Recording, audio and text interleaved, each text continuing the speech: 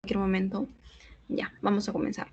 Como les prometí, esta vez vamos a empezar por una pequeña introducción para ustedes que están llamando técnica operatoria o cirugía, para que tengan conocimiento general acerca de las suturas o puntos y para que, bueno, a primera instancia no caigan, ¿no? Ni se confundan. Ya, chicos, entonces, tenemos los más comúnmente usados, que son estos, los simples, que todo médico, cirujano y practicante de medicina y todo estudiante debe saber, los simples, los continuos, que son similares a los simples, pero bueno, ya no cortas tu hilo, sino continúas, bastante similar. Los en cruz o X, los Sarnoff o colchoneros, el Lambert o Connell y la jareta invaginante. Ya, chicos, básico saber esto. Ya, a ver, Carlos, ¿estás conectado?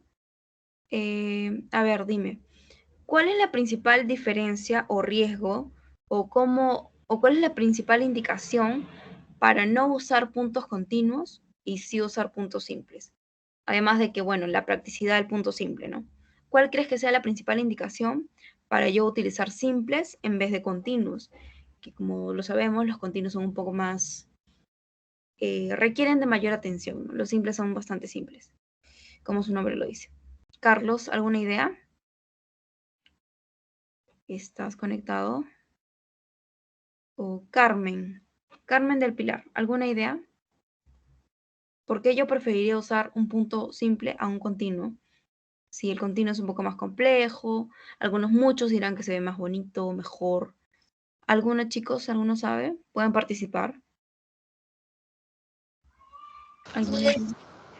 Porque, por ejemplo, cuando se escribiera alguna dehiscencia, o bueno, no dehiscencia, sino puede ser, por ejemplo, salida de pus o salida de algún contenido de alguna víscera, es mucho más fácil poder en este caso sacar los puntitos del simple que sacar el puntito del continuo, que sería en este caso sacar todo el continuo para poder en este caso limpiar y drenar, y el que es discontinuo, en ese, bueno, quitas los puntos necesarios para poder drenar y lo vuelves a suturar. Exacto, exacto, chicos. Cuando yo tengo alto riesgo de dehiscencia, o sea, que después de hacer yo mis puntitos lindos, hermosos, la sutura se rompa, cuando hay alta tensión, o sea, cuando no tengo suficiente espacio o parte de la piel o quizás víscera, yo voy a utilizar puntos simples. ¿Por qué? Porque hay menos tensión en los puntos simples y si, como su compañero lo comentó, si algún punto se me llegara a salir por la alta tensión, yo voy a evitar o, bueno, no voy a causar dehiscencia, ¿no? Y no voy a causar de que, aparte de que tengo una disminución de campo para poder suturar, aparte de que la víscera está en lo mínimo básico para poder afrontar, entonces yo voy a hacer este punto simples para no maltratar más esa zona, ¿no? Y poder afrontar aunque sea esos puntos o esa zona. Ya, chicos, entonces la principal indicación para un punto simple es la alta tensión, además de la practicidad, que bueno, en cirugía no se toma en cuenta la practicidad, sino se sugiere cuando hay alta tensión, como lo mencionó su compañera, y para evitar también la dehiscencia. Ya, chicos, entonces simples en esos casos, a preferencia de un continuo, ¿no? Porque miren, yo, ¿qué haría si hago un continuo lindo, hermoso, cuando hay alta tensión y, bueno, es sugerente que la pieza que yo he afrontado se va a romper? Causaría más daño, disminuiría el campo para poder afrontarlo posteriormente y está claro que podría causar incluso una infección de sitio operatorio. Entonces, no me conviene. Ya, chicos, entonces la principal indicación para punto simple, en el caso de una cirugía, lo primero sería bueno, si tenemos un espacio con alta tensión y para evitar el riesgo de dehiscencias, que sí tendría si hago un punto continuo. Ya, ya, chicos, a ver, el punto en X o cruz es un punto, como su nombre lo dice, en X, y tiene una indicación principal. Esta sí quiero que se la memoricen porque, bueno, vamos a utilizar estos puntos cuando tenemos un alto sangrado y nuestra indicación es la hemostasia. Ante eso, yo voy a utilizar un punto en X o cruz y así voy a parar mi hemostasia, porque ahí ni siquiera mi punto simple incipieran mi punto continuo, a pesar de que yo le haga un montón de puntos simples, además de que se ve cero estético. O sea, yo no me va a servir porque son puntos simples, no tienen gran refuerzo. En cambio, un punto en aspa o cruz sí me va a servir y su principal indicación es la hemostasia. Ya, chicos, entonces, punto en aspa o cruz es la hemostasia. Ya, chicos, a ver, aquí tenemos dos puntos interesantes, casualmente siempre se utilizan y lo van a aprender en técnica operatoria. El Sarnoff o colchonero y luego tenemos el Lembert o Connell. A ver, a primera vista, con esa diapo que tenemos ahí, ¿ustedes cuál creen que es la diferencia del punto colchonero con el Lembert o Connell que tenemos en la siguiente imagen de abajo? A ver, Juan Carlos Otelo, ¿cuál es la principal diferencia a primera vista entre esos puntos? Muy indiferente a la técnica. ¿Qué es lo que te llama la atención al ver la imagen? Por ejemplo, ¿qué tiene el colchonero que el Lembert o Connell no tiene? ¿Cuáles son sus diferencias? A ver, ¿alguien más? Janet.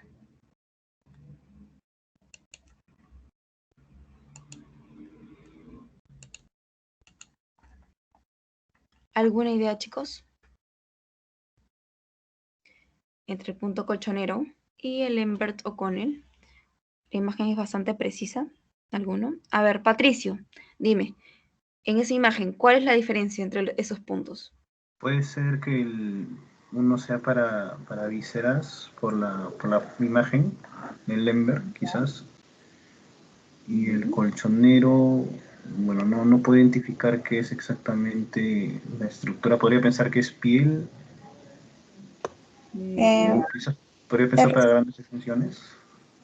¿Sí? ¿Alguien más quiere comentar? Sí, recién activé mi micro, lo siento. El Lembert y el colchonero ambos sirven como para anastomosar las paredes del intestino. Ya, eso sería una similitud según tu comentario, pero a primera vista ahí, ¿cuál crees que sea la diferencia? A ver, a primera vista. Si te fijas en las Puede gráficas. ser que el Connell, bueno, el Lembert y el Connell sea más que nada para la parte superficial, como que más profundo y el colchonero un poco más superficial. No lo sé. Ya vas guiado por ahí. Ya.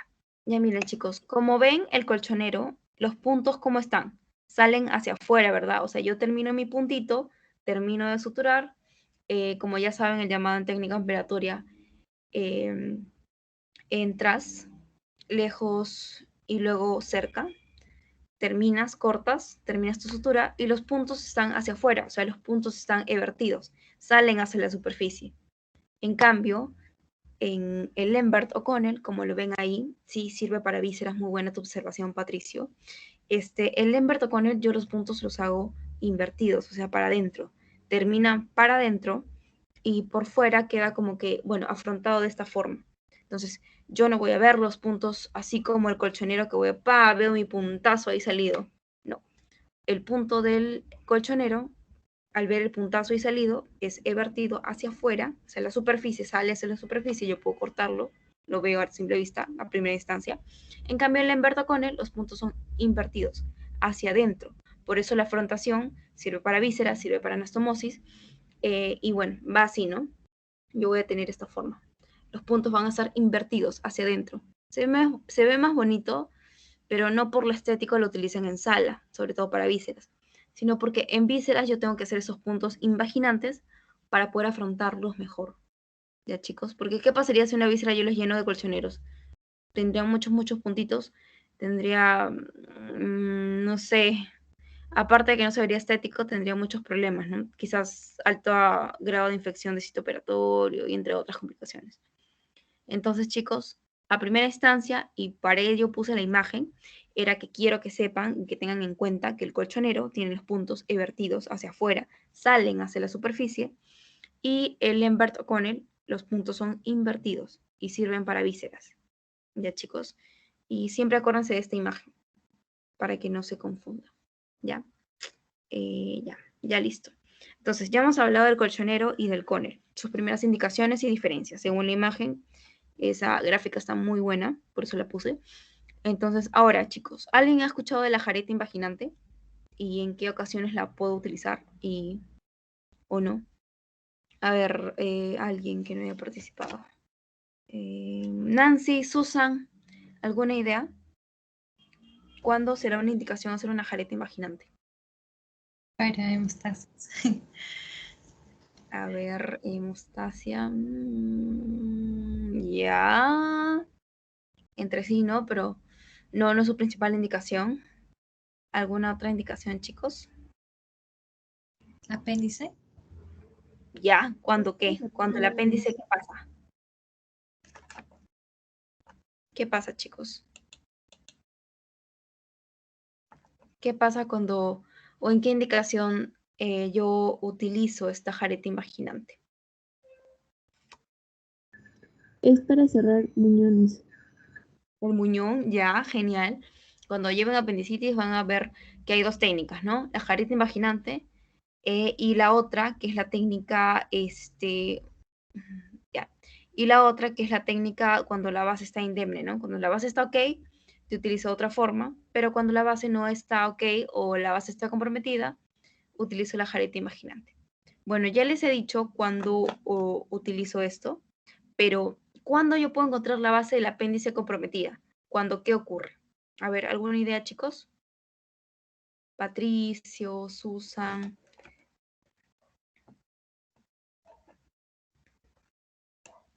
¿Alguna idea? Ya les he soplado, ¿ah? Muy bien lo del apéndice. Ya les dije que hay dos técnicas, unión libre. ¿Cuándo yo usaré el jarete imaginante? En el ejemplo, por ejemplo, que dijeron del apendicitis. Muy buen ejemplo, de hecho.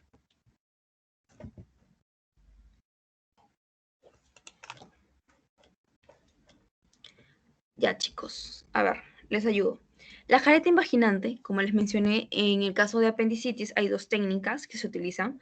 La primera, que es, bueno, cuando la base está ok y se utiliza la técnica electiva de preferencia. Y la otra es cuando tenemos un caso complicado, como una apendicitis complicada, es decir, tenemos peritonitis localizada, peritonitis generalizada y, o sea, en simples palabras, el apéndice se perforó. Entonces, lo que yo voy a hacer es que va a suceder que yo voy a tener menos parte de esa víscera para poder afrontar. Entonces, lo que yo voy a hacer, al igual que con él, yo voy a tener los puntos invertidos, voy a jalar hacia adentro, o sea, voy a rodear la víscera. En este caso, bueno, la base del apéndice. Y de esa forma, yo me aseguro de poder cerrar la víscera, de que ese apéndice, quizás no lo podré sacar todo, pero podré afrontarlo y dejar quizás una parte, pero esa parte me encargaré de poder cerrarla y que ya no, bueno, las secreciones no sigan saliendo, y en fin, entre otras. Ya, chicos, entonces la principal indicación para una jareta imaginante es cuando tengo una víscera perforada. ¿Ya? Puede ser también un apéndice, puede ser también una vesícula, pero el ejemplo que más comúnmente se utiliza es en el apéndice. ¿Ya, chicos? Entonces, a ver, pregunta rápida. Nina Saboya, ¿cuál es la indicación o cuál es la diferencia entre el punto colchonero y el punto de Lambert o Connell? Nina, ¿estás conectada? Sí, en el colchonero más que todo son puntos evaginantes, mientras que el cónel es un punto invaginante. Exacto. ¿Y cuál es la diferencia entre punto invaginante y evaginante? En el vaginante el punto está para afuera y en el vaginante el punto, bueno, está para adentro. Exacto, invaginas algo, lo metes hacia adentro. Y el otro es, bueno, que lo ves por fuera, el punto no sale a la piel. Ajá. Exacto. Ya, chicos. Y, ya, casi. A ver, Janet, ¿cuál es la principal indicación para un punto en X o cruz?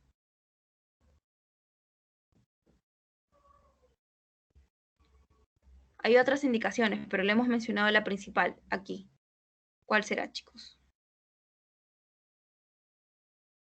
O Nancy, a ver, ayuda a tu compañera. ¿Cuál es la principal indicación para un punto en X o cruz?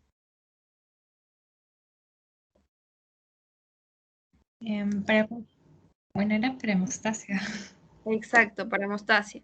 A ver, te doy un ejemplo. Te llega un caso clínico de un paciente que sea un niño de 10 años que jugando, corriendo, haciendo X cosas, tiene una herida de aproximadamente 2 centímetros en el cuero cabelludo. ¿Qué punto yo podría utilizar? Nancy. ¿Puedes repetir el caso, por favor? Ok, un niño de 10 años, bueno, no importa su edad, igual es un niño, llega a la emergencia con una cortadura sangrando de aproximadamente 2 a 3 centímetros y, bueno, ¿qué indicación o qué punto yo podría utilizar en él? En X o cruz, porque Exacto, son grados.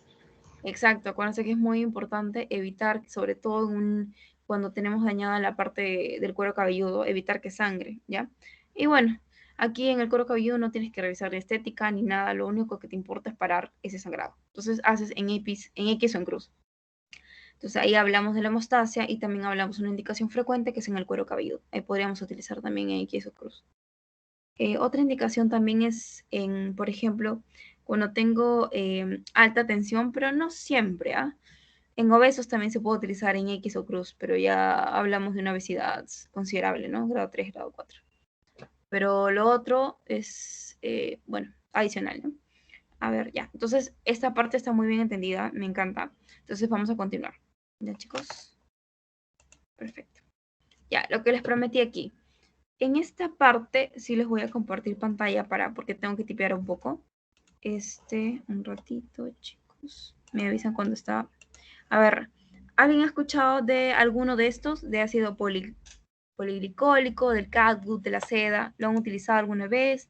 Si no, ¿alguien, chicos? ¿Lo han utilizado? ¿O no lo han utilizado? No sé. ¿Han escuchado hablar de en su clase técnica operatoria o no?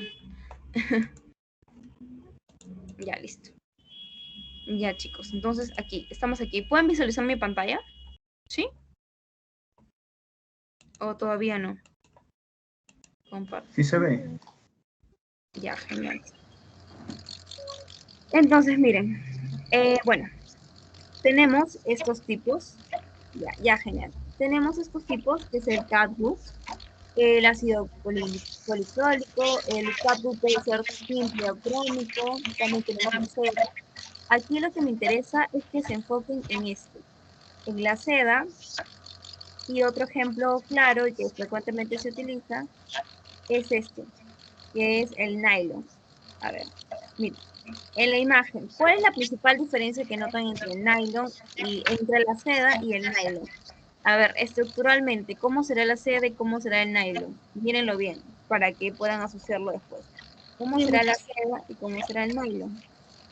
A ver, chicos, ideas mirando solo la imagen. Me encanta usar muchas gráficas, así que porfa, ayúdenme acá. A ver, Patricio, ¿cuál es la principal diferencia que tú encuentras en esa imagen entre la seda y el nylon? Además del color. El color aquí no es importante. Que en la parte interna en este caso, la seda tiene muchos filamentos. Ya, muy bien. Y bueno, en el caso del nylon es uno solo, se podría decir. Exacto. Es- Ya, chicos, exacto. Esa idea quería que tengan. Podemos dividir este ejemplo de los hilos en multifilamentos, como podríamos encontrar la seda, como su nombre lo dice, y aquí pueden visualizar, tiene multifilamentos.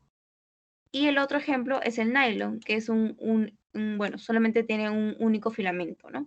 Entonces, Patricio, tú mismo, ¿tú crees que tener varios filamentos o tener, bueno, un hilo casi trenzado, como el ejemplo que tenemos acá, la seda, favorecerá las infecciones o no? ¿O no tiene nada que ver? no favorecería. Ya. Y el nylon, tener un hilo, un monofilamento, ¿me ayudará? ¿O qué otro beneficio puedo yo tener de un hilo con un único filamento? ¿Se verá bonito tener, bueno, o suturar en el caso de la cara con seda o tú preferirías suturar con nylon? Bueno, con nylon, ya que en seda se podrían acumular algunos elementos, ya que el nylon es una sola fibra o filamento. Eso es lo que entiendo más o menos. Exacto, chicos, ya. Primero, recapitulamos. La seda, o bueno, los hilos en este caso, se dividen en multifilamentos, como esta, la seda, y el otro es en monofilamento, como el nylon.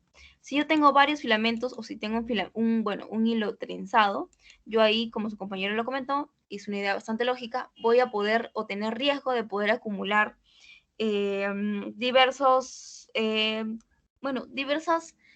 no solo bacterias, sino como tenemos tantos filamentos, pueden inclusive favorecer las infecciones de sitio operatorio. Entonces, al tener más filamentos, hay más riesgo de infecciones de sitio operatorio.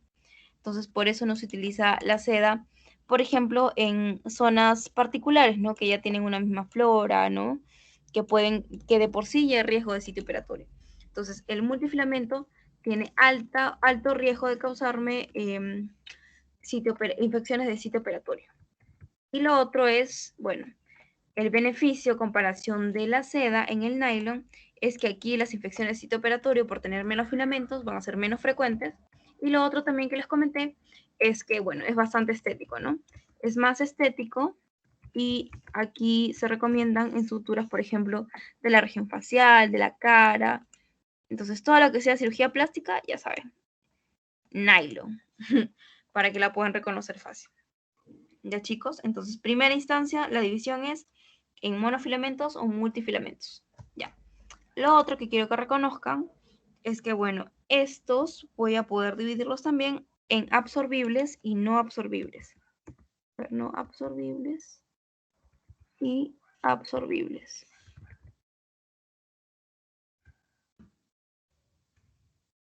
Ya, chicos. Entonces, a ver, ¿ustedes creen, chicos, que por ejemplo, el hilo no absorbible seguirá permaneciendo hasta el día que me muera? ¿O creen que también tiene algún degrado enzimático en algún punto de la vida?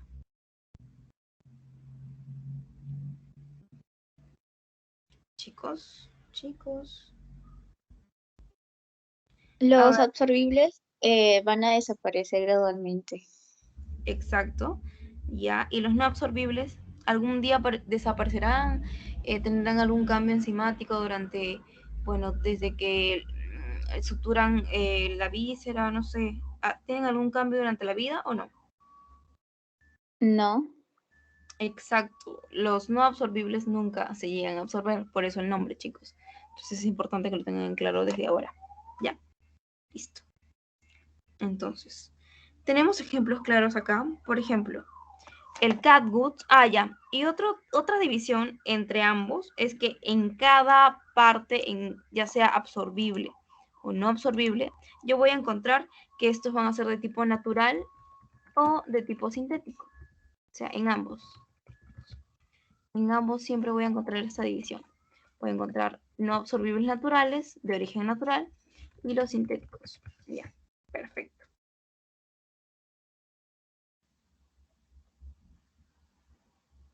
Ya, entonces, entre los no absorbibles, yo tengo de tipo sintético. Mejor hablemos del natural. Ya, chicos. Entonces, el natural, tenemos, como su nombre mismo lo dice, de origen natural, y tenemos estos tipos que van a ser los de seda, los hilos de seda, que ya hemos hablado, que son multifilamentos, los otros los de lino, y los otros, un ejemplo también es los de acero. Cada uno tiene su indicación propia. Primero voy a listarlos de esta forma. Ya. Lo segundo es en los no absorbibles, es decir, que nunca en la vida se va a absorber. Hasta el día que yo me muera, yo voy a morir con esa sutura o ese hilo. Entonces, los sintéticos, vamos a encontrar el nylon, que es muy frecuentemente lo han utilizado, es monofilamento, el poliglicólico y también, perdón, el poliéster, y ya. Y esos son los más frecuentes. Dentro de los absorbibles, que bueno, como su compañera lo comentó, y tienen una degradación enzimática y tienen un tiempo en el que van a desaparecer y absorberse, bueno, poco a poco, ¿no? Tenemos en el caso del natural, el catgut, de tipo crómico o simple, ambos pueden ser cualquiera de ellos, crómico o simple. Y dentro de los tipos sintéticos absorbibles, tengo el Vicril o el ácido poliglicólico, que ustedes, bueno, ahora se utilizan más que antes. Y también voy a encontrar a los de tipo, bueno, de propileno. Ya, chicos, sé que este cuadrito puede marearlos, pero ahorita les vamos a comentar las indicaciones específicas para cada uno. Por ejemplo, a ver, es importante que tengan en cuenta que, por ejemplo, el catgut, ya a comparación del nylon u otros, ya ya está, bueno, en desuso, bueno, casi en desuso. Lo otro es que, bueno, para empezar, las suturas, algunos cirujanos prefieren las de seda porque bueno, ustedes se van a dar cuenta que al suturar o practicar, los hilos de nylon a veces son un poco, para la práctica es un poco más complicado de, bueno, de hacer o afrontar tejidos. Entonces algunos cirujanos prefieren la seda. Entonces la seda sigue aún vigente. Y bueno, esta se utiliza para diversas suturas, igual que el nylon. Pero el nylon, como les comenté, al ser estético, tiene la ventaja de que yo puedo utilizarlas en cualquier tipo de superficies, ya sea en cara, en alguna región del cuerpo que no sea o que no necesite ser tan estético, también lo puedo utilizar. Entonces, entre ambos, el nylon tiene esa característica de que puedo utilizarlo en cualquier parte del cuerpo. Es más estético y disminuye las infecciones de sitio operatorio, hacer monofilamento. Y la seda, que también algunos, sobre todo de la escuela antigua, lo prefieren, ¿no? Porque la sutura es más estable. Incluso en algunas perforaciones ellos también prefieren seda, ¿no? Porque el hilo no se corre tanto, como tienes menos superficie, también puedes abarcar de una cerrarlo y en fin, no tienes el riesgo ni la tensión de que se te va a soltar, ¿no? Ya. Y lo otro, que es importante también, que el acero, ese se utiliza sobre todo en cirugías de tipo traumatológicas, así que en traumato van a escuchar este tipo de, bueno, utilizar este tipo de hilo para suturas. Vamos a ponerlo aquí en cirugías traumatológicas. Y lo otro es, bueno, el propileno. A ver, chicos, ¿alguien ha escuchado de las hernias o han hablado de las hernias en sus clases de cirugía o todavía no?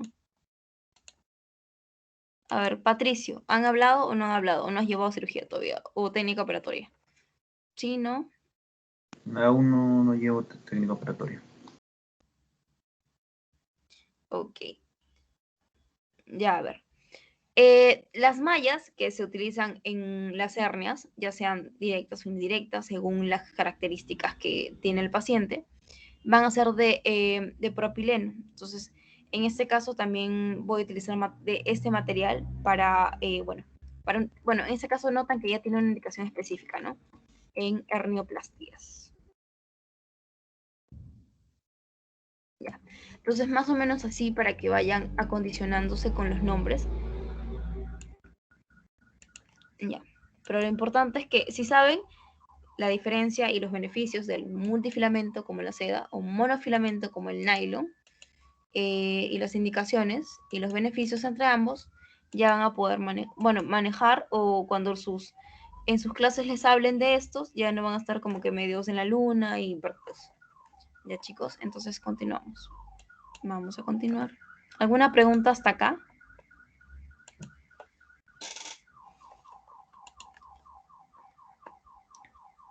Chicos, ¿alguna pregunta hasta acá? Vamos a compartir.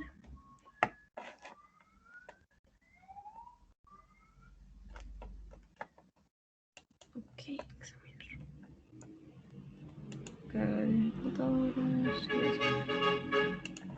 Ya, chicos. Entonces ahora vamos a hablar un poco de... Guardar. Vamos a hablar un poco de lo que es asepsia, antisepsia, desinfección. A ver, chicos, ¿ustedes cuál creen que es la principal diferencia entre desinfección o antisepsia? ¿O será lo mismo si yo digo desinfección, asepsia, antisepsia? ¿Cuál creen que sea la diferencia principal? O por lo menos entre antisepsia y desinfección. A ver, ¿alguna idea, Juan Carlos? ¿Sí? ¿Estás ahí? ¿O María Gracia? Para que ayudes a tu compañero. ¿Cuál creen que es la diferencia entre, a ver, estos términos, ¿no? Chicos. Erwin. ¿Puedes repetir la pregunta? A ver, ¿será lo mismo si yo digo antisepsia y desinfección? ¿O cómo defines tu asepsia? ¿Tendrán alguna diferencia? O sí, sé que tienen algo diferente, pero no sé qué cosa. ¿Algún comentario al respecto? ¿Cómo podrías definir?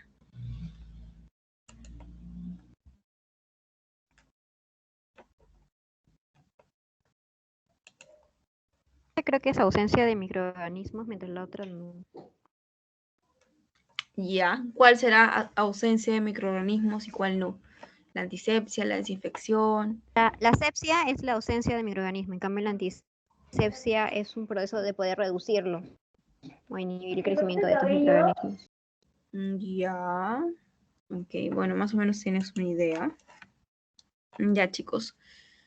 Para empezar, a ver, a grandes rasgos, la asepsia engloba un montón de definiciones. O sea, si yo quiero hablar como que de la madre o de la central de todo, yo voy a hablar de la asepsia, porque asepsia no solamente son medidas, sino también comportamientos, intrasala y diversos aspectos que, bueno, que se busca mantener, ¿no? Para evitar las infecciones de sitio operatorio o alguna cosa. Entonces, cuando hablamos de asepsia es en realidad un concepto grande. Dentro de ellas tenemos conceptos específicos como la antisepsia, la desinfección, que es importante tener en cuenta, ¿no? A ver, entonces comenzamos.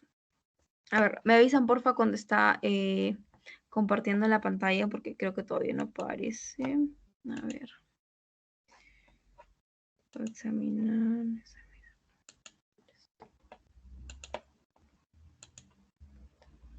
Chévere, ya está cargando. No queda. Ok.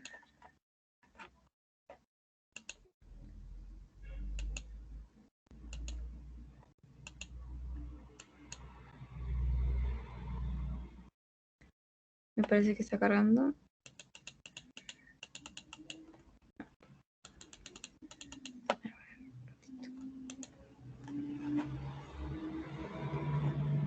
A ver, ya. Bueno, escritorio de ventana.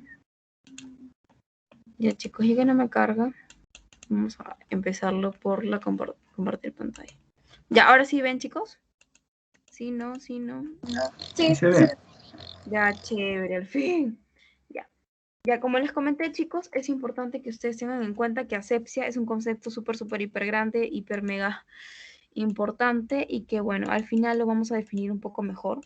Pero quiero que sepas que esto es como que la madre de todos estos aspectos que vamos a hablar ahorita. ¿Ya? A ver, quiero que primero centren su atención en diferenciar antisepsia de desinfección. A ver. Ya, chicos. Entonces, como su compañera comentó, sí, dentro de ellas hay diferencias. Pero ¿cuál será la principal, Patricio? ¿Tienes alguna idea?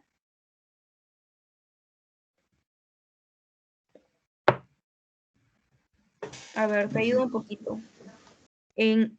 Bueno, la superficie en el que yo aplique antisepsia o desinfección tendrá algo que ver. La superficie jugará algo importante para poder diferenciarlas. ¿O cómo?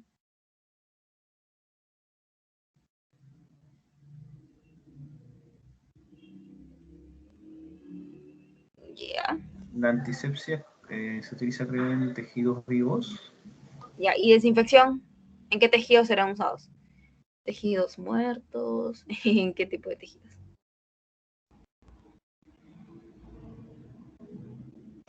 en objetos Material. inanimados.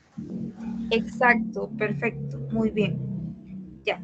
Cuando hablamos de antisepsia, voy a definir esto de manera sintética, bueno, para sintetizarlo, como el uso de sustancias antisépticas. ¿Algún ejemplo de sustancias antisépticas, Patricio? A ver, ¿qué utilizamos cuando te cortas, te caes? ¿Qué tienes en la mano? Bueno, en la mayoría de de casa se tiene, ¿no? En el botiquín, ¿qué tienes ahí tú? ¿El alcohol? Agua destilada o agua oxigenada. A ver, ¿qué dice en la pantalla? ¿Lo lees, porfis? ¿Qué tipo de sustancia química posee? Yodo. Exacto. Una sustancia antiséptica es el yodo. Y ahí el primo hermano del yodo, ¿cuál será? La clorexidina. Entonces, ahí tenemos ejemplos. Muy bien lo que comentaste, la antisepsia es el uso de sustancias antisépticas, pero en superficies o epitelios cutáneos o mucosas. En otras palabras, en superficies o en epitelios vivos, ¿no? El caso de la desinfección es igualito a la antisepsia, solamente que la única diferencia es que cuando yo hablo de desinfección, yo voy a aplicar estos medios antisépticos, desinfectantes, dentro de superficies inanimadas. ¿Qué puede ser una superficie inanimada? Por ejemplo, el celular, no sé, la pantalla de la computadora, en fin, inanimadas.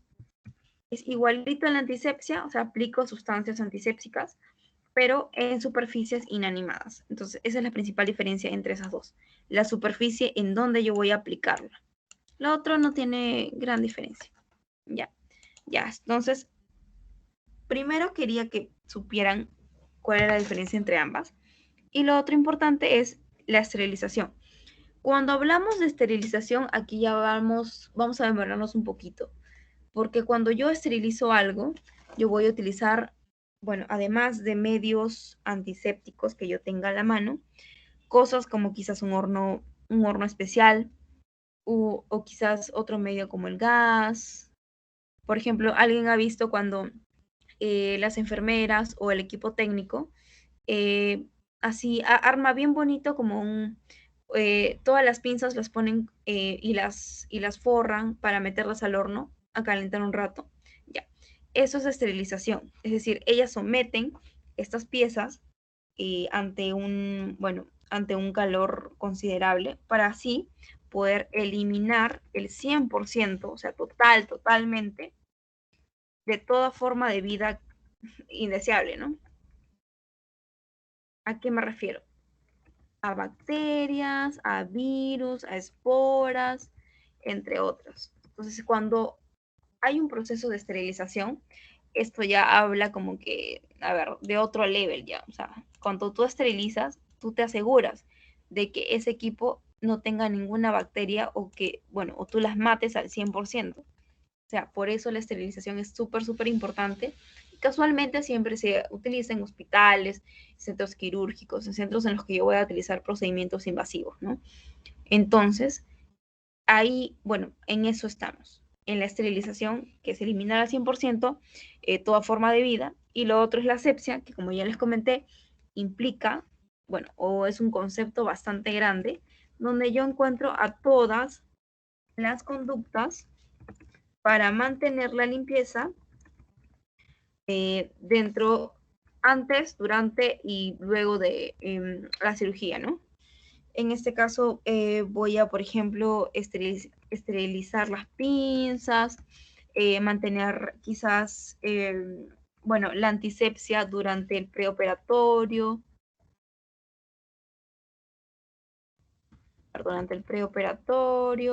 cuando yo, por ejemplo, le hago el lavadito que siempre se hace antes de hacer una incisión quirúrgica, eso también es una antisepsia. ¿Por qué? A ver, Patricio, ¿por qué será antisepsia cuando yo lavo en el abdomen de una persona antes de hacer el corte? ¿Por qué será antisepsia? Porque yo lo hago en una superficie. Una superficie viva. Exacto, una superficie cutánea, una superficie mucosa, ¿no? Entonces ahí, asepsia, como ya lo sabe, es un concepto bastante grande que abarca tanto esterilización, antisepsia, desinfección, es decir, conductas que yo voy a utilizar para mantener la limpieza de la zona, del paciente, mi propia seguridad también. Entonces, así lo definimos, chicos. Antisepsia, un concepto grande, esterilización, cuando yo hablo de ya ligas mayores, cuando yo utilizo, por ejemplo, hornos, por ejemplo, gas o algún otro equipo que me demande pues algo más, bueno, algo importante, ¿no? Algún costo también. Y bueno, la antisepsia y la desinfección, como ya lo hemos visto, la diferencia es en la superficie en la que tú aplicas estas sustancias antisépticas. Ya chicos, entonces más o menos ahí. ¿Alguna pregunta hasta acá?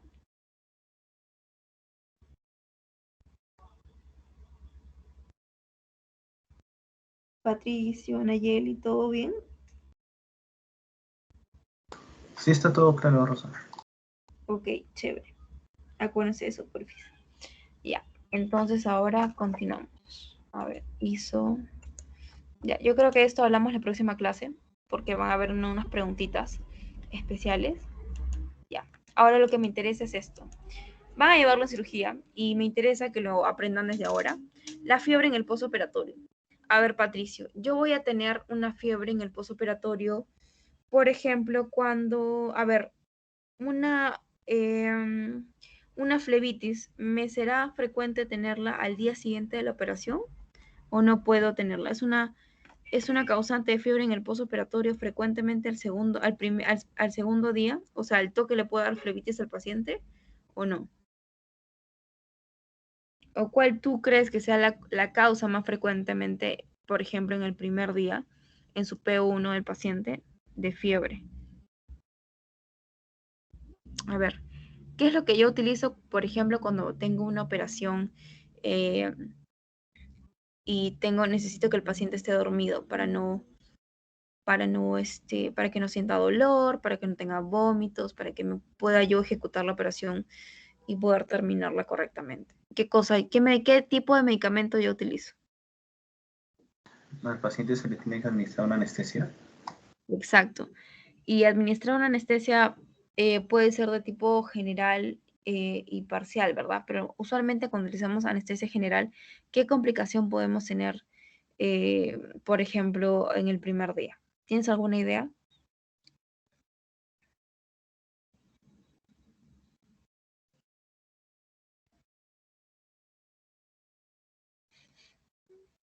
A ver, si yo administro anestesia generalizada al paciente, ¿cómo lo voy a tener? ¿Va a necesitar apoyo ventilatorio o no va a necesitar apoyo ventilatorio, Patricio? Sí, sí va a requerir, si es anestesia general, sí, sí va a necesitar. Exacto, y inclusive algunos cuando tenemos que hacer una anestesia regional, pero es un poco difícil o se extiende la operación, tenemos que también administrarle apoyo ventilatorio, corto, pero también se le administra en algunos casos, ¿no? Entonces, entonces, si tenemos el dato de que utilizamos anestesia, de que en una anestesia generalizada vamos a utilizar apoyo ventilatorio, ¿qué complicación te suena a ti que pueda hacerla frecuente? ¿De qué tipo? ¿Respiratoria, digestiva, cutánea? ¿Qué primera complicación en el PO1 el paciente puede tener? Si te he dado estos datos. A ver, te doy tres Puede opciones. ser por respiratorio. Exacto, respiratorio. Lo primero que quiero que se les venga a la mente, chicos, es en el primer día, el paciente puede desarrollar una complicación de tipo respiratoria. Entonces, ¿qué complicación de tipo respiratoria puedo yo tener en el PO1, Patricio? Podría darse una neumonía. No, usualmente, a ver, las neumonías se dan, bueno, cuando el paciente es hospitalizado tiene una definición particular. A ver, para no desviarnos del tema, te la voy a dar aquí. A ver, ¿Podría ser la telectasia? exacto, atelectasia, muy bien. Acuérdate que el paciente ha tenido apoyo ventilatorio, no ha respirado por sí mismo, entonces la administración de anestésicos hace que el paciente, bueno, no tenga no haga esfuerzo respiratorio, entonces durante el tiempo incluso que este tiene, mientras más me demore yo en la operación, más riesgo de atelectasias va a tener el paciente. Ya. Y otra cosa, chicos, no quiero que se olviden nunca de esto. Una neumonía no es lo frecuente en el primer día. O sea, la definición para una neumonía y cuando el paciente está hospitalizado cambia totalmente. O sea, no es lo mismo que yo vea patrón de consolidación, envase, inhibitórax, no sé, del tercio medio y tercio superior y defino neumonía, además de los síntomas respiratorios. O sea, esa definición no aplica para un paciente hospitalizado. Cuando el paciente está hospitalizado, la neumonía incluso cambia de nombre. Se llama neumonía, pero de tipo intrahospitalaria. Y esta tiene que tener dos características especiales. Primero, que el paciente tenga 2 días o más de 48 horas hospitalizado. Y lo segundo es que el paciente tenga una radiografía que me demuestre el patrón de consolidación. Pero esta es la principal, que esté hospitalizado y que tenga más de 2 días en ese centro hospitalario o en el centro hospitalario, ¿no? Para considerarse neumonía. Entonces, ¿será una neumonía la causante de fiebre en el postoperatorio, Patricio, con lo que te he comentado?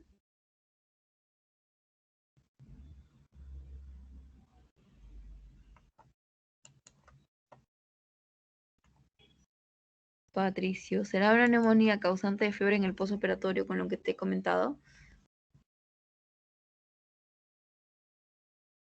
No, ya no sería. No, exactamente. Ya. Entonces, en el primer día yo tengo atelectasias como causa frecuente en el postoperatorio. Siempre acuérdense de eso, chicos, porque en cirugía incluso vienen en las preguntas. Ya, causa de fiebre en el postoperatorio al primer día, el paciente hospitalizado, tal. ¿Cuál? Atelectasias. Siempre es la más preguntada. Ojo, por si acasito. En el primer día, las atelectasias. Por la anestesia aplicada, por el tiempo que este paciente pueda estar intubado con apoyo ventilatorio. Y bueno, porque suprimimos, ¿no? La necesidad de este paciente de respirar. Entonces el pulmoncito está afectado, ya, de cierta forma. Ya. Lo segundo, ya que Patricio nos ayudó un poquito, es en el postoperatorio número 2, lo frecuente va a ser que el paciente haga una neumonía intrahospitalaria, siempre que hablen de un paciente hospitalizado, que tenga más de 48 horas, la neumonía cambia, chicos, ya les dije, es intrahospitalaria, siempre, más de 48 horas con radiografía positiva, neumonía intrahospitalaria, ¿ya? Chévere. Y lo segundo es que ya no se afecte solamente a ver, si ya tengo el pulmón afectado en el primer día, puede o no puede afectarse. Lo segundo será, en este caso una ITU, ¿no? Ya no se infecta, o bueno, yo no tengo colonización patológica del sistema respiratorio, sino tengo otros focos que investigar.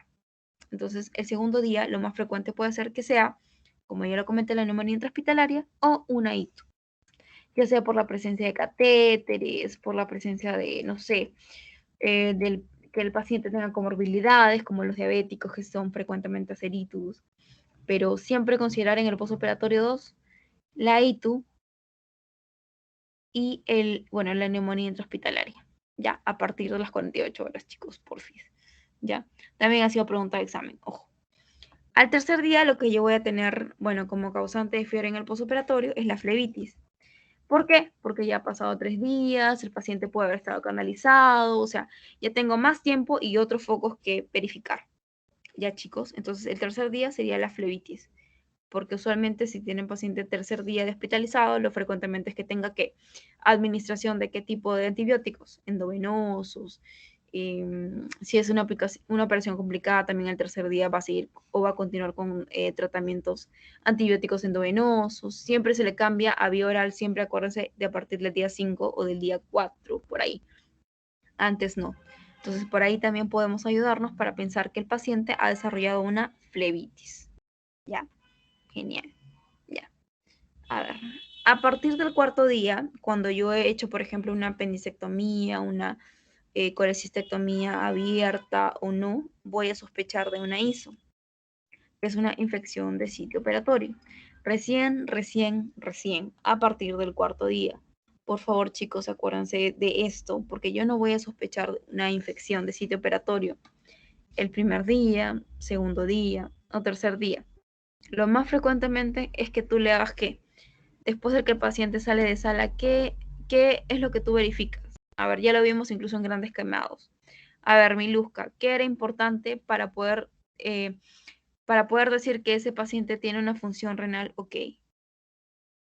Ah, ya, la diuresis. Exacto, la diuresis. Lo primero que yo tengo que verificar cuando un paciente sale de sala es que tenga una diuresis adecuada.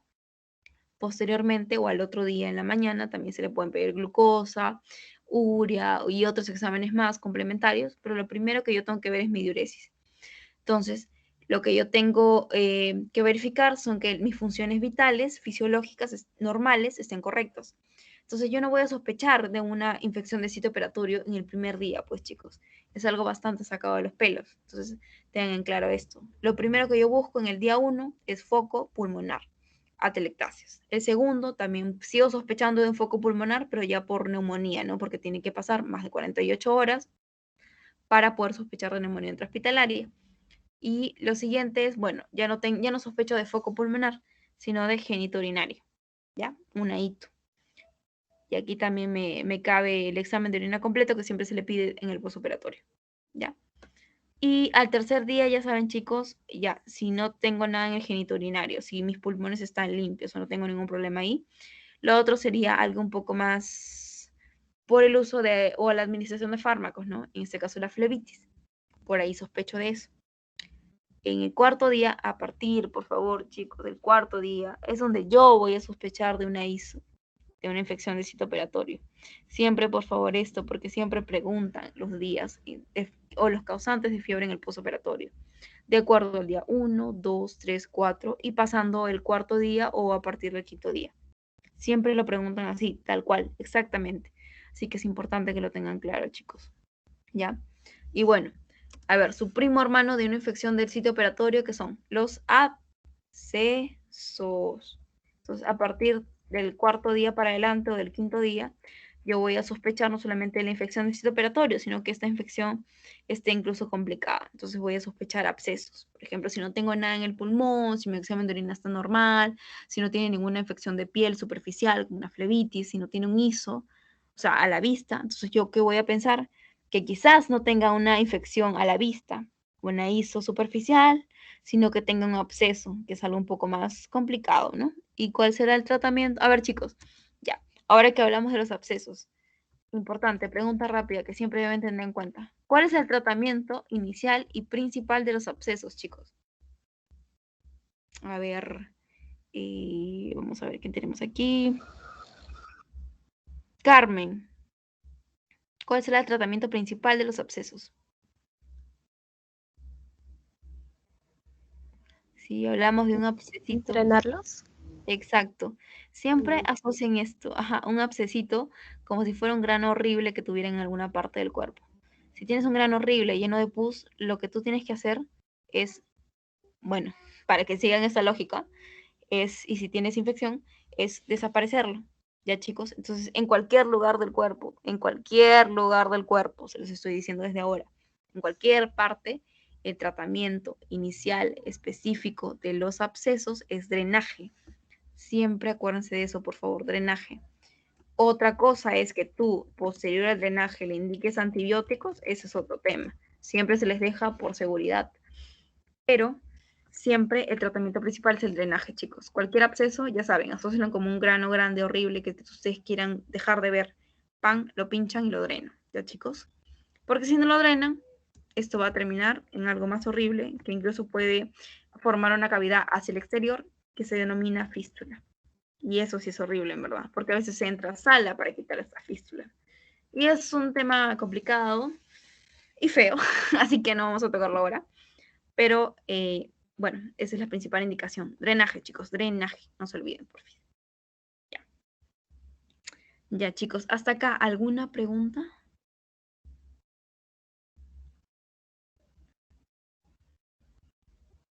Chicos, hasta acá alguna pregunta. Yo tengo una pregunta. ¿En la ISO va a ser todo superficial? Al inicio del cuarto día, lo que tú sospechas a simple vista es la ISO superficial, pero después ya, bueno, vamos viendo los diferentes tipos de ISOs, ¿no? Pero el punto, lo importante que quiero que tengan en cuenta es que tú vas a considerar ISO cuando no tengas explicación, ni foco pulmonar, ni foco urinario, ni foco cutáneo, y bueno, lo primero que ver es, bueno, una ISO cutánea, ¿no? Superficial, y luego ya, pero todo a partir del cuarto día, por fin. Esa es pregunta de examen. Las ISO se sospechan a partir del cuarto día, chicos, ¿ya? Ya. Una pregunta, la reacción a los fármacos era a partir del 5.º día, ¿no? Perdón, reacción a fármacos. Sí, habías mencionado algo de los fármacos, pero no sé en Ah, qué ya. día. Ya, lo que comenté era que, por ejemplo, cuando tú tienes un postoperatorio, al paciente lo más frecuentemente es que quizás le indiques antibióticos endovenosos. Entonces, tú tengas una infección causada por la administración de estos, bueno, y tengas una flebitis, ¿no? Entonces, tú vas a sospechar de eso el tercer día.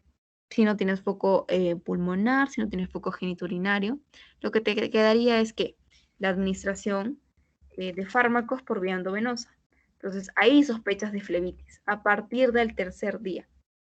Y algo para que te acuerdes siempre es que en un postoperatorio los primeros días se les deja con endovenoso y cuando se van a su casita, a partir del cuarto o quinto día, es donde ya se progresa a la vía oral, ¿ya? Para eso más o menos era lo que comenté de los fármacos. Entonces, si no tengo nada de telectasias, no tengo nada en el genitourinario, algo más que puede ser causante es, bueno, la administración endovenosa de fármacos a partir del tercer día, ¿ya? Eso era, para eso era el ejemplo que di. ¿Alguna otra pregunta, chicos?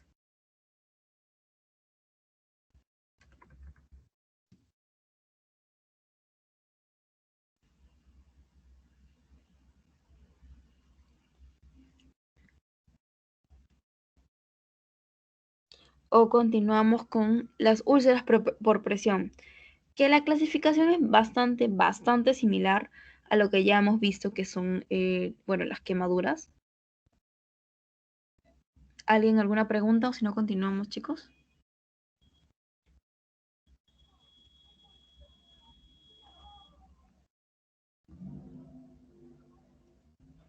Ya, listo. Entonces, chicos, ¿alguien tiene alguna definición o tiene alguna idea de qué es una úlcera por presión? A ver, vamos a ver quién tenemos conectado. A ver, Fernando o María Estrada.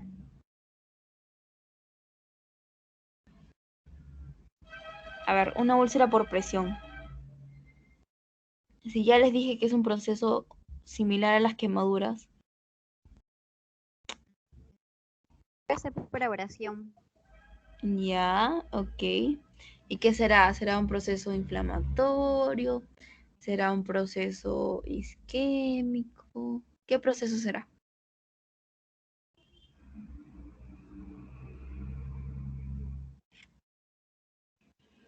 Un Podría proceso. ser, Dime, Patricia, te escucho. podría ser similar a un proceso necrótico, ya que es cuando está una persona en una misma posición y esa parte del cuerpo no recibe el adecuado flujo sanguíneo y esto puede producir un daño y posible destrucción de tejido. Exacto, Patricia, muy bien. Pero, ¿tú qué crees? ¿Cuál va primero, la isquemia o la necrosis? La isquemia. Exacto. Entonces, según los grados de úlceras por presión, bueno, al inicio, estas van a ser similares a las quemaduras, pero por un proceso isquémico. Es decir, no hay proporción adecuada bueno, o no hay una correcta irrigación y esto. Obviamente que la isquemia le va a continuar la necrosis, como su compañero muy bien lo ha comentado. Ya, chicos, entonces las úlceras por presión son bastante similares a las quemaduras. ¿Por qué? Porque hablamos de la afectación de epidermis, hipodermis, de acuerdo a los grados, ¿ya? Entonces por eso se asocia bastante a esto. Y siempre es por un proceso isquémico que, bueno, se continúa con una necrosis, ¿no? Ya. Hasta ahí tenemos una idea general. Como su compañero y todos ustedes ya conocen, esto es porque, bueno, tenemos una misma posición durante un periodo prolongado de tiempo, pero, a ver, chicos, cualquier persona con, por ejemplo, más de 2 horas en una misma posición desarrollará úlceras por presión o tengo que tener otra característica particular para yo desarrollar unas úlceras por presión. A ver, vamos a ver quién está conectada para que nos ayude con esta respuesta. A ver, José Adolfo Tahuamán, ¿estás ahí? Sí. A ver. Puede ser personas que tengan problemas con la coagulación, con INR alto. No necesariamente, pero sí. Sí te digo que no cualquier persona desarrolla úlceras por presión, sino imagínense, nosotros estamos sentados, bueno, ustedes más que yo ahora. Ahora yo estoy más parada que sentada, pero bueno. Durante, por ejemplo, ahora en las clases virtuales, ustedes están sentados 2, 3, 4, 5, 6 horas seguidas, pero ustedes desarrollarán úlceras por presión, no, ¿verdad? ¿O sí? José, ¿ustedes podrán desarrollar úlceras por presión o no? Creo que no. Exacto, ustedes no, porque no cualquier persona las desarrolla. Es necesario tener comorbilidades, como por ejemplo tener alguna fractura de cadera, por ejemplo artrosis, por ejemplo otra cosa más, o algo que me involucre una postración, o sea que el paciente dependa de otra persona para poder movilizar o hacer pequeños movimientos como ir al baño u otras cosas más. Por eso a los pacientes con fractura de cadera, fractura de fémur, pacientes que tengan o que estén postrados por un periodo largo con comorbilidades, ellos son los que van a desarrollar úlceras por presión, nosotros no, porque la mayoría de nosotros no tiene comorbilidades, o me equivoco. No, ¿verdad? Es necesaria las comorbilidades que, bueno, que condicionen una postración para yo poder desarrollar úlceras por presión. Ya chicos, eso es importante. Y siempre, bueno, el periodo que se juega es más o menos más o menos 2 horas. Por eso es que es importante, y ustedes lo van a notar cuando ya puedan regresar a los hospitales, que en los postrados, en los pacientes, incluso ahí, siempre las enfermeras, cada cierto periodo de tiempo, además de contabilizar las funciones vitales, van a revisar que el pacientito o se mueva un poco de lugar, porque sobre todo en ancianos, ¿no? Porque queremos evitar estas úlceras, porque un periodo prolongado de más de 2 horas, por ejemplo, condiciona esto, de que el paciente desarrolle úlceras por presión. Ya, chicos. Voy a encontrar diversas zonas, pero quiero que ustedes me ayuden. A ver, cada uno va a mencionar una zona en particular. A ver, ¿dónde puedo desarrollar yo una úlcera por presión? A ver, José, tú mismo. A ver, dame un ejemplo de dónde puedo desarrollar yo una úlcera por presión. Hay como 10 zonas más frecuentemente, así que tienes varios. A ver, José, luego Carmen, luego Erwin, luego María y luego Nina. Ah, y luego Winnie. A ver, chicos, a ver, me dictan por favor zonas. José, a ver, dime tú, Los inicia. glúteos. Los glúteos. Ya, no propiamente los glúteos, sino la zona sacrocoxigia. ¿Eso quieres decir? Sí, sí. Ya, Sí. genial. A ver, el que sigue. Te pueden ayudar de la imagen de acá, miren. La columna. Ya. Exacto, eso me gustó. Omóplato. O, a ver, ¿cuál era el sinónimo de omóplato? Escápula. Chévere. Ya. Otro ejemplo, chicos. Talón. Exacto, codo, salón, me encanta. Ya. Otro más, chicos. Trocánter. Ya, exacto. Trocánter, ¿qué trocánter? Qué mala soy. Trocánter, ¿qué trocánter? ¿Cuál es el que más frecuentemente tiene un roce con la piel? El trocánter Media. mayor. Ya, chévere. Otra cosa más, a ver, chicos. Faltan poquitos. A ver, ya dijeron codos, ya dijeron talón, sacrocoxis, omóplato, trocánter mayor. Susan y Stephanie y Patricio, a ver, ustedes los que faltan. Se pueden ayudar de la imagen. ¿Las rodillas? Ya, muy bien las rodillas, eso me gustó. Otra más. A ver, miren con qué choca la superficie. ¿Puede ser los tobillos? Ya, pero más que los tobillos, las pantorrillas. Ajá. Ya, otra más, chicos. Los maleolos. Ya, los malioros también. Otra cosa más, chicos. A ver, ya hemos hablado de sacrococcus, omóplato, codo, talón, trocánter mayor, rodillas, pantorrillas. Otro más. Los huesos ilíacos, que son grandes, grandes, súper grandes, que ven ahí que tienen un choque, ¿serán también? ¿Será una zona en la que se puede desarrollar una úlcera por presión o no? Sí. Exacto, los huesos ilíacos también. Y a ver, algo más que nos falte. Ah, otra cosita. A ver, ¿qué zona abarca o qué zona yo estoy en constante choque cuando tengo quizás una almohada? La oreja. Zona occipital. Cabeza. La zona occipital, eso faltaba. Ya.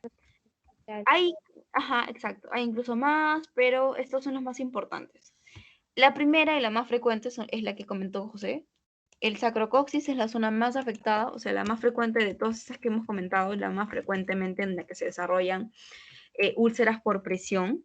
Pero todas estas zonas, como ustedes lo pueden ver, que tienen roce de contacto con la superficie, sobre todo cuando estamos en decúbito dorsal, es en la que yo puedo desarrollar úlceras por presión, chicos, ¿ya?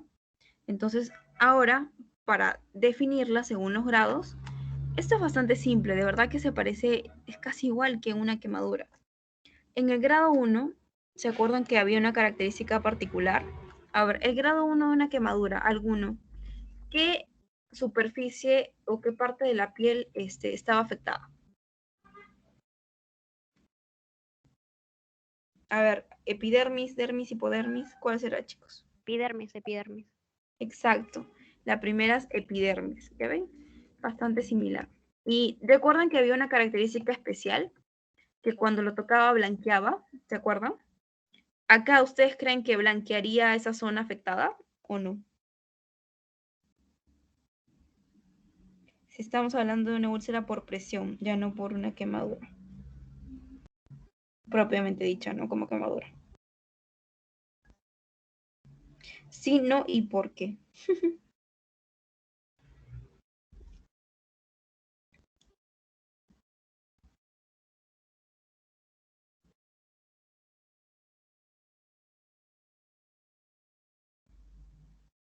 No, chicos, estamos hablando de una úlcera por presión. No blanquea la digitopresión, ¿ya, chicos? Y no hay eritema tampoco, ¿ya? Bueno. En el de segundo grado ya es un poco más, a ver, segundo grado es bastante similar. A ver, chicos, ¿qué zonas de la piel abarcaría? Aparte de la epidermis. A ver, Winnie. ¿La dermis? Exacto, epidermis más dermis. Ya, y la de tercer grado, ¿qué zonas abarcaría? Hablamos de epidermis más dermis. Epidermis, dermis y tejido celular subcutáneo. Exacto, igualito, ven en las quemaduras. Más tejido celular subcutáneo. Listo.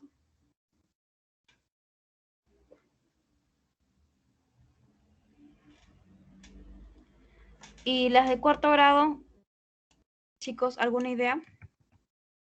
Bastante similar a las quemaduras.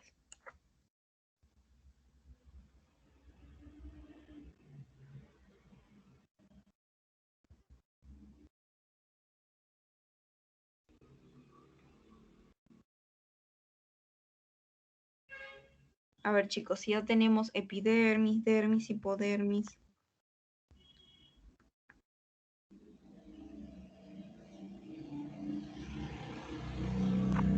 Chicos. Ah, exacto. Hueso, incluso tejido muscular. Listo. A ver, y las de quinto grado, bueno, solo se consideran hasta cuarto grado, pero les puse esta imagen en particular porque acá, ¿qué diferente a las otras imágenes ven ustedes, chicos? A ver, ¿la coloración será igual? ¿No será igual? ¿Cómo lo ven?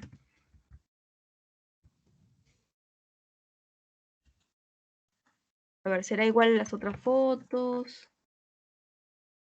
¿Cómo lo ven, chicos? ¿Qué El diferente color rojo tiene? ya va oscureciendo y se va volviendo ya está negro. Un proceso ya necrótico. Exacto, y es un proceso necrótico. Ahí Cuando estoy aquí en este punto, que es, bueno, dentro de las 4 que vimos, sería como que la quinta, ¿no? Pero es característico ese cambio de coloración. Este cambio es la escara propiamente dicha. O sea, acá tengo la verdadera úlcera, esta úlcera necrótica, la úlcera que mencionó tu compañero, que se caracterizaba por necrosis, ¿no? Pero primero es y el proceso isquémico, luego viene la necrosis. Durante estas, 1, 2, 3, 4, cuarto grado, se ha ido desarrollando un proceso isquémico. Y en el quinto es donde tengo la escara propiamente dicha, o bueno, el proceso necrótico, ¿no? Aquí es donde tengo la escara, chicos. Como ven, el cambio de coloración es bastante llamativo. Ya. Y hay otra característica que es, bueno, chicos, a ver, ¿cuál es la diferencia entre esta zona que ustedes dicen que es súper necrótica y la otra que tengo a la derecha? ¿Hay un cambio? ¿Será igual? ¿Será diferente? ¿Cómo podría ser? A ver, ustedes la ven. El uno parece definido, en el otro no. ¿Podría ser? Además el color, ¿cómo lo ves? ¿Estará igualito? ¿Estará igualito? ¿Cómo sería? A ver, dime, ¿cómo ves la última imagen? ¿Será la escara necrótica o no? ¿O ya no será una escara necrótica? A ver, chicos. ¿Qué color ven ahí? ¿No está paliducho? Sí, pálido. Exacto, es una escara pálida. ¿Y ustedes qué creen que será mejor? ¿Que esté pálida o que esté así todo necrótico? Pálido. ¿Seguro? A ver, ¿quién da más, quién da menos?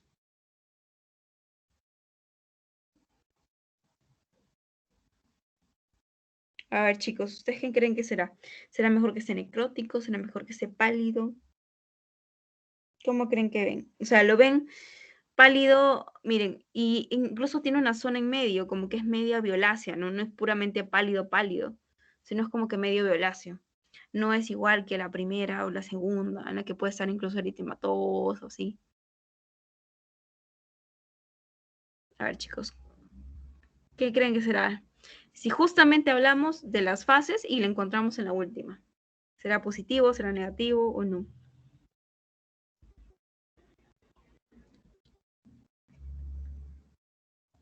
A ver, chicos, algo para que lo respondan mejor o que lo entiendan mejor. Entienda mejor la idea. A ver, si yo tengo todo este proceso, es decir, tengo y veo que en la evolución de esta úlcera por presión o escara pasa primero afectando la epidermis con las características que ya mencionamos, luego la epidermis más la dermis, luego el tejido celular subcutáneo y así progresivamente llega a escara y luego se cura o vemos la piel ya granulando. O sea, será mejor ver todo ese proceso a ver directamente que de un día para el otro la piel me pase a medio violácea y medio pálida. ¿O será mejor yo ver todo el proceso y ver el proceso de curación? O sea, yo cuando me preocupo más, cuando veo todo el proceso o de frente veo que la paciente tiene las características que ya mencionamos y de pronto sí veo una zona pálida con un centro violáceo. Cuando de frente El pasa la zona proceso. pálida. Exacto, cuando veo todo el proceso, chicos, porque a veces, muchas veces, no se evalúa bien al paciente y entonces vemos diversas zonas o una zona única, violácea pálida, y a veces, si bien no es úlcera y no tiene un eritema alrededor ni estas, puedo ocultar lo que pasa por dentro. O sea, es posible que incluso la lesión sea más profunda de lo que se puede ver a simple vista. Entonces hay que tener un poquito de cuidado con eso. O sea, yo preferiría siempre ver el proceso que hemos comentado, que pasa a la afectación de las diversas zonas de la piel. A ver de frente estas úlceras. Es como, ¿recuerdan con los grandes quemados que vimos? Que mientras más alto sea el grado de quemaduras, un tercer grado ya no siente dolor, ¿verdad? Porque ya se vieron afectados la parte nerviosa en gran cantidad de esa piel. Entonces es un poco más así. Ya chicos, a veces un poco que no sienta dolor, que no tenga otra cosa asociada o verla así de pronto, es que, bueno, me implica que la lesión es bastante ya profunda y a veces no se puede hacer mucho. ¿Ya? Entonces, hasta acá, chicos, ¿alguna pregunta?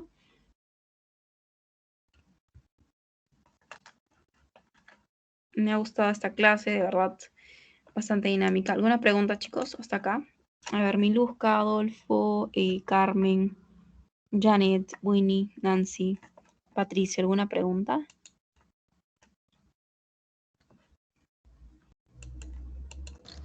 Disculpa, yo tengo una pregunta con la última diapositiva. Sí, dime. Esto, en la parte donde pusiste 2 horas, no escuché con respecto a eso de las 2 horas, o sea, no llegué a escuchar qué significaba esas 2 horas que están ahí. Ah, ya, mira.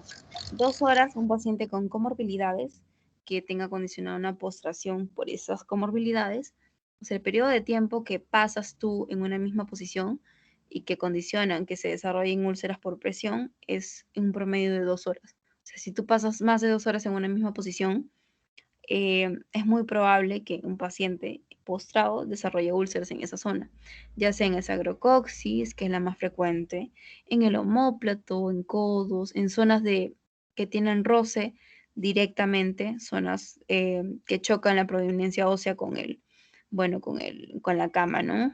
En este caso, que se desarrollen úlceras por eso.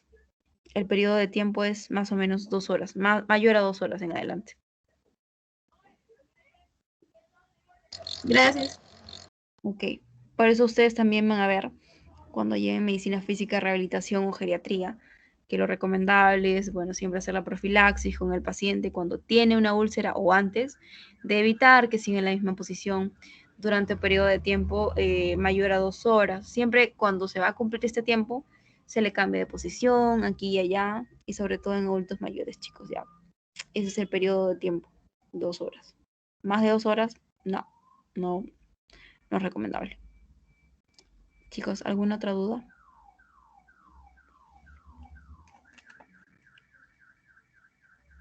Sí, ¿qué significa el último en el grado 6, la zona pálida y en el centro violáceo? Ah, ya, como te digo, ya que no hemos tenido o que yo vea de pronto que se forme esta lesión ulcerativa, que no es propiamente una úlcera, sino que tiene una zona pálida alrededor. Como dijimos, las úlceras por presión cuando siguen su curso natural, en la primera etapa nosotros la presionamos o hacemos una digitopresión y no se forma la zona pálida que esperamos, ¿no? Que como era similar en las quemaduras de grado 1. Esta zona pálida no aparece, entonces ahí tenemos en cuenta y podemos estar un poco más tranquilos y seguros de que esa úlcera es grado 1. Pero si yo tengo que de frente me aparece una úlcera y que no he notado, obviamente, que es pálida, que tiene una zona central violácea, la lesión, si bien no es ulcerativa, a simple vista, y no tiene síntomas como dolor, y el paciente, bueno, tiene antecedentes de estar postrado, ¿no? Muchas horas. Yo incluso voy a tener un poco de miedo de esta lesión, porque si bien no es una úlcera, si bien no tiene zona eritematosa, ni las otras características que ya hemos visto, la lesión puede ser un poco más profunda de lo que nosotros pensemos. Y por eso lo comparé con los grandes quemados. Cuando era grado 3, era un grado bastante avanzado, grave, pero el paciente incluso puede no tener dolor.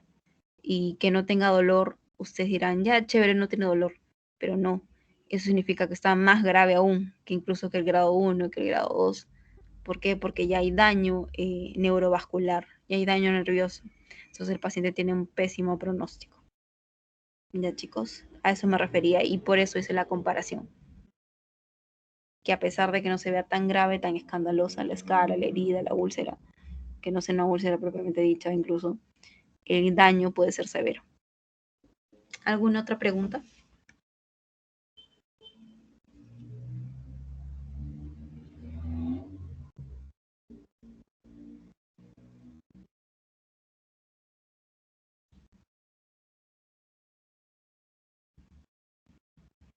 Patricio, Winnie, ¿alguna otra pregunta? Si no, para ya acabar con la clase y que se vayan a cenar. Chicos, ¿alguna otra pregunta?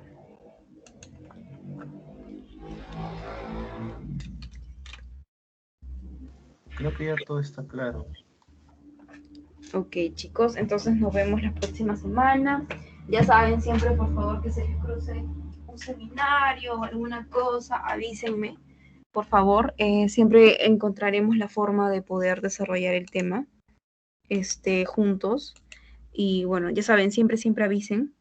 La próxima clase avanzamos, les paso como siempre el material antes y también acordamos sobre los horarios, ya chicos, porque sé que a veces siempre ocurren eventualidades que los doctores cambian o no de hora o se exceden un poco más, así que porfa avísenme, ya chicos. Bueno, buenas noches, ¿sí? Y descansen, estudien. Hasta luego.